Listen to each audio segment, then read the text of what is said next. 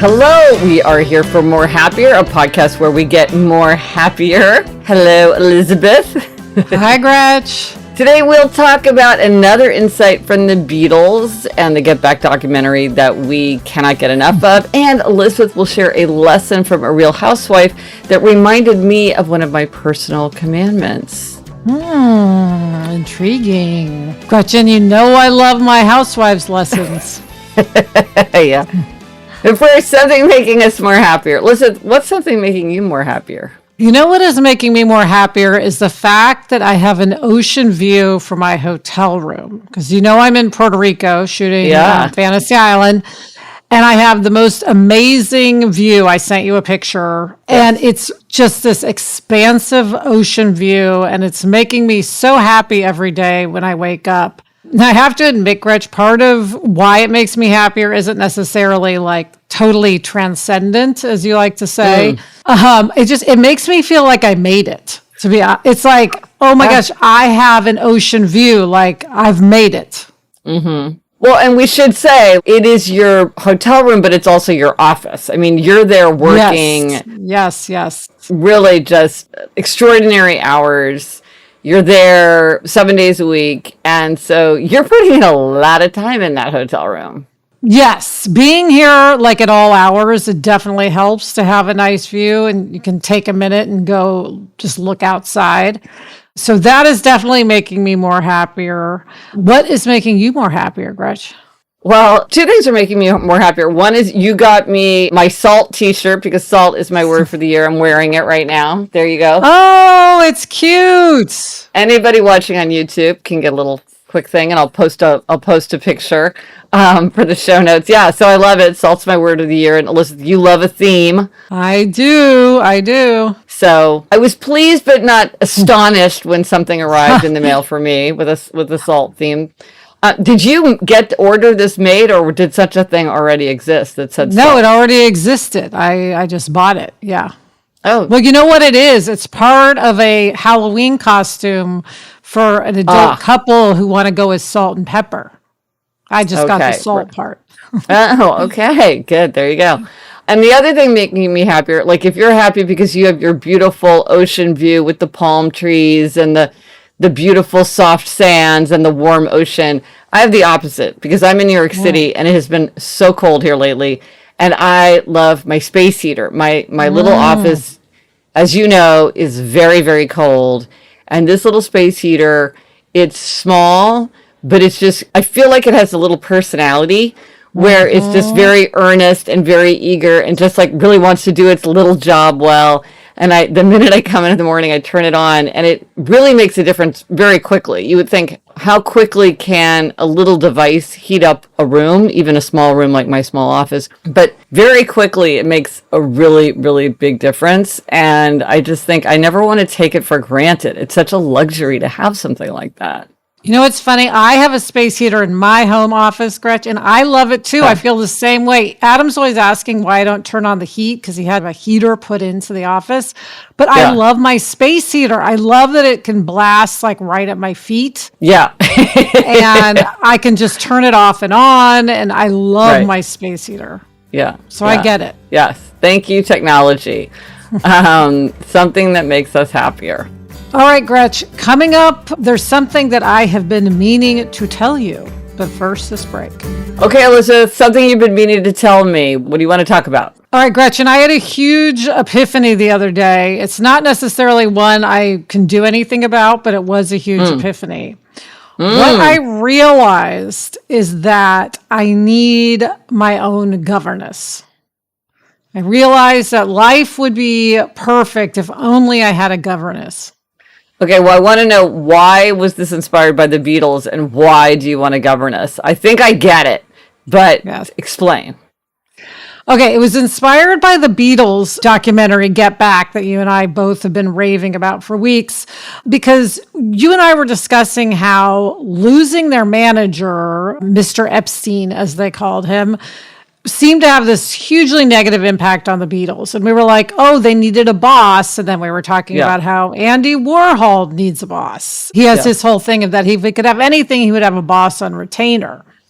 Yeah. So I was thinking about all those and I realized, oh my gosh, what I need is a governess, which is different from a boss, because I want someone to tell me what books to read, to sort of say, Liz, it's time to go to bed now, to make me healthy, well-balanced meals and give me healthy snacks, to just shepherd me. I was like, if I had that, I would have a perfect life. I would behave so well, but left to my own devices, I don't govern myself well.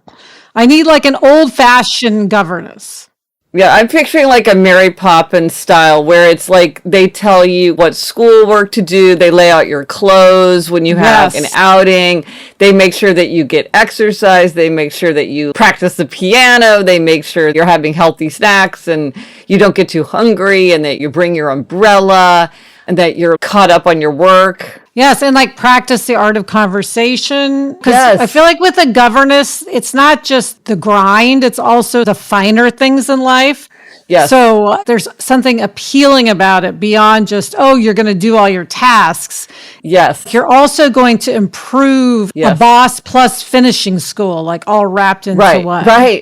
Right. Or like they'd say, let's go to a museum, and they would tour you around. Yes. Right. They're enriching your life and taking care of you. Yeah. Yes. Well, it's funny, until you said that, I never thought about the connection between govern and governess. You know, I want someone who will help me govern myself. I want a governess. So that's interesting. It kind of reminds me of, in the Happier podcast, we've talked about treat yourself like a toddler, because you wouldn't let a toddler get overtired. You wouldn't let a toddler be freezing cold. You know, you pay a price if you don't take care of a toddler about those things.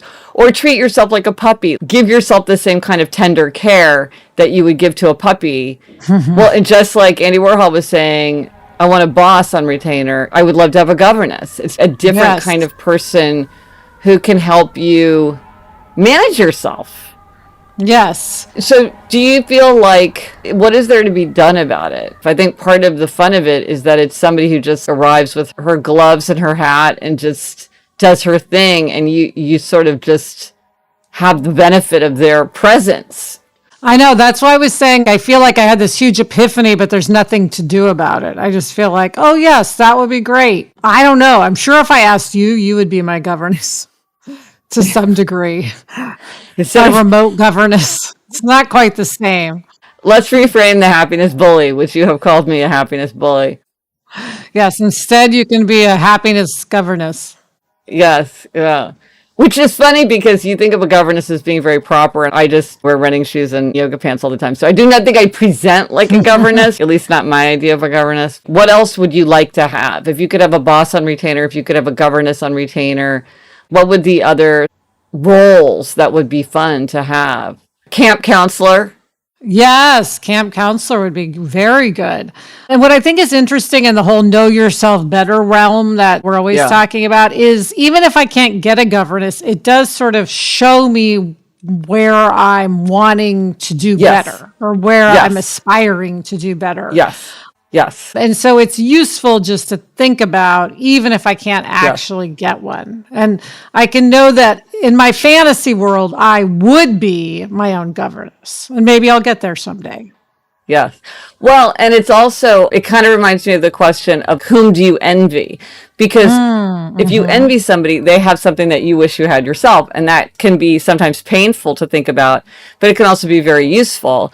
And the same thing with, I wish I had a governess, that also it's like, well, what do I wish that my life included that it doesn't now? And maybe there are ways that I can go about it. I do wonder if this is tied to being an obliger, because since obligers need outer accountability to meet inner expectations, having a governess is a way of having outer accountability. That role is an accountability role.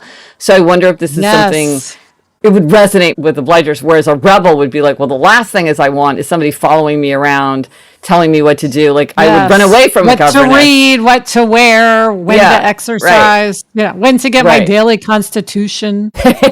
So I wonder what role they would have. Like, I don't know. It's interesting to think about. Well, I think that's a really great thing to ponder as we go in search of ever self-knowledge. And now, spotlight on a tool. Every More Happier, we talk about a spotlight on a tool. And I'm so excited by this tool. So I am starting this series of Jumpstarts. And the idea about Jumpstart is that sometimes we'll be going along, say with a resolution that we're trying to keep, and then we kind of run out of energy. We run out of gas. Or maybe we want to get started, but we need a little bit of a push. We need a little bit of a jumpstart to get the engine going. So I've created the series of Jumpstarts. I've done the first one, and you can go to happiercast.com/movement. It's free. And it's several different tools. Because, Elizabeth, we talk all the time about how different tools work for different people. The same tool doesn't work for everyone.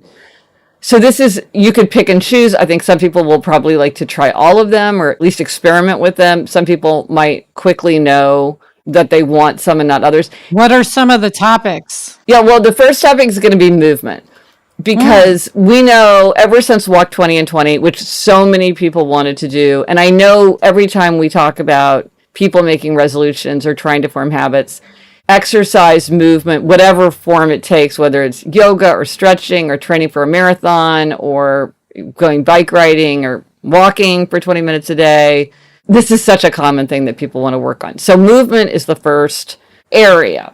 So I have a 7-day SMS challenge. It gives you prompts to help keep you moving and to figure out how you could maybe adjust to have an easier time sticking to it. There's a free PDF worksheet to help you think through your energy levels. There's tips for how to use the Happier app. Of course, I have my Happier app. Check out the Happier app. Go to thehappierapp.com. Check that out. And so there's how you can use the different tools there. And then there's suggestions of beautiful physical tools, because some people like the convenience of an app, but some people want an actual thing. Yeah. I have some suggestions for things to make it easier. So I'm really excited about these Jumpstarts. And if people have ideas for things they would like to see as part of a Jumpstart, let me know, because I want to do many of these, because I'm really excited about this idea that sometimes people just need a little something to get them re-engaged or get them engaged enough to get started, and then they're underway, and then things get a lot easier. And that's all free, Gretch, am I right? It is all free. That's the best part. Yes. And Elise said, okay, now, what is the happiness lesson from the Real Housewives? You have convinced me that there is much wisdom to be gained. Okay, this comes from one of the Real Housewives of Orange County, which was the original franchise. So I always pay special attention to Orange County. And it's from Heather Dubrow, also known as Fancy Pants. That's her nickname on the show. And she is back. So she was a housewife for years, and then she went away. And this season, she's back. And Heather also has a podcast called Heather Dubrow's World, where she just talks about her life. And I do listen to it, which probably doesn't shock you.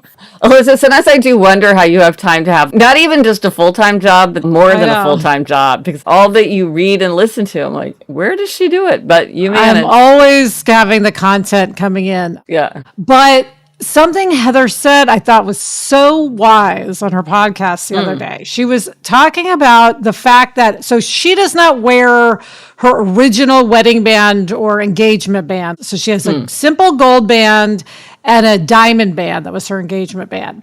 And she had them just put away in a safe. And one day she and one of her daughters were going through the safe looking at her things she had in there. And the daughter tried on these bands and they fit her really well. And she loved how they looked. And Heather said, you know what? Just take them. And the daughter was sort of aghast at this, like, well, I can't wear your original wedding bands. What if I lose them? And Heather said, I just thought, well, who cares? She said, either they're going to sit here for 40 years and then someday I'll die and you'll inherit it. And who knows, you could start wearing it then and lose it the next day. Or you'll wear it for 40 years and not lose it. But whatever the case, let's use it. You love it. Wear it now. Right. And it reminded me, Gretchen, of your adage, which is spend out. Yeah. Right. Yeah, because I'm kind of a hoarder about like sort of using things up. Like Elizabeth, this salt t-shirt, for example, I liked it so much that my impulse was to save it. Like I should save it and not use it, because if like the wedding rings, what if you lose them? I'm like, well, what if I spill something on them? Or what if I wash them and it get, sometimes they like kind of go funny and then it's not as nice. And so I should keep it so that when I wear it, it'll be perfect. But what I finally realized is like, you got to spend out, because to save things is sort of the same thing as wasting them often. Like if you save fine china, if you save, I was just talking to Mom and she was saying how she had saved a scented candle. And then it went off. It lost its smell. She had burned it a little bit and then she saved it. And then when she went to burn it again, it didn't smell anymore. And so she kind of wasted the opportunity to use it. Or like fancy stationery. Yes. Partly I think some things you just get tired of, even they're just sitting there. Like you get tired of, I don't know, some cards or something. And then sometimes things can go bad. I was watching a documentary about cooking and they were talking about how olive oil goes rancid. And so if you have like a fancy olive oil, you can't keep it for years and years. You got to use it up. But I can understand how people would think, ooh, this is some special ingredient. I should really use it sparingly. But then you might never get the chance to use it at all. Yeah, and I thought the point that you could lose something today or 50 years from now is very true. Along those same lines, I have a friend who was posting on Facebook that during the pandemic, she decided to use her grandmother's china. And she's used it every day for the whole pandemic with her family, with 2 young kids. And she said it got used more in those months than her grandmother had it 48 years. And in the whole time my friend used it, they didn't break one dish. So the reason you're not using it, presumably with china, is because you're worried about breaking it. And so it just shows you like they get so much enjoyment out of it. Just use it. And I don't know. It's hard. Guys, I'm the same way. I have a pair of shoes that Adam bought me right when we started dating. I don't know why, but he bought me. I remember those shoes. Beautiful, fancy flats. And I never wore them because I was like, these are too precious. And so they're still on my shelf in a shoebox. And I do get them out and look at them sometimes and try them on, but I will never wear them. And so I don't know. I should have just worn them when he got them for me. Right. Well, especially something like a wedding ring where, first of all, you rarely, I think it's pretty, well, maybe it's not pretty unusual. I've never lost my rings. Like I just put them, I never take them off and they never slip off. It seems like it's much safer than something like an umbrella. Mm-hmm. Yes. You don't want to have a special umbrella. That's not a good item. No. No. No. Or special gloves. Yeah. Yes. Or sunglasses. Yeah. Yeah. There's like a limit. Now, why wasn't she wearing them? I'm just out of curiosity. Did she get divorced and these are like the ones from a previous marriage? Or just, I'm curious, why isn't she wearing them? Well, this is the housewives part of it, Gretch. She says it's because they don't fit anymore, but I think it's because she probably got a much bigger, showier diamond ring, and so she put her original diamond ring away. That's my theory, although she did not say that. Oh, interesting. But, we have to allow the housewives their big diamond rings. Okay. Well, and I think it's a great point. Like to use things, put them to use, put them out in the world. It feels good and it's what they're made for. Yeah. And Gretch, can I make one point on stationery? Because you mentioned it. And I think that is something people really do tend to save. Stationery is also something that goes in and out of fashion. So you don't think of it that way, but there are trends in stationery. So you should use it because if you look at it in 2 years, it might look very dated to you. Yeah. Use it up. Great insight. Well, I get my wisdom where I can, not just from you. Coming up, Gretch, you have a quote from one of my favorite books, Their Eyes Were Watching God. But first, we are going to take a break. Okay, and now for the quotation. This passage comes from the very, very end, the very last page of, as you said, Their Eyes Were Watching God, this classic American masterpiece by Zora Neale Hurston, her novel. And here's how that novel ends. Here was peace. She pulled in her horizon like a great fishnet, pulled it from around the waist of the world and draped it over her shoulder. So much of life in its meshes. She called in her soul to come and see. Love that. Wow. Amazing. So Elizabeth, are you feeling more happier? Yes, Gretch, I am feeling more happier. Thank you to Chuck for helping us be more happier. Yes. Get in touch. Gretchen's on Twitter at Gretchen Rubin. I'm at Elizabeth Kraft, and our email address is podcast@GretchenRubin.com. For everything related to this episode, links, photos, and more, go to happiercast.com. Yes, and Elizabeth, for people who want to check out the Jumpstart, they can go to happiercast.com/movement or look in the show notes. Bye, Gretch. Bye, Elizabeth.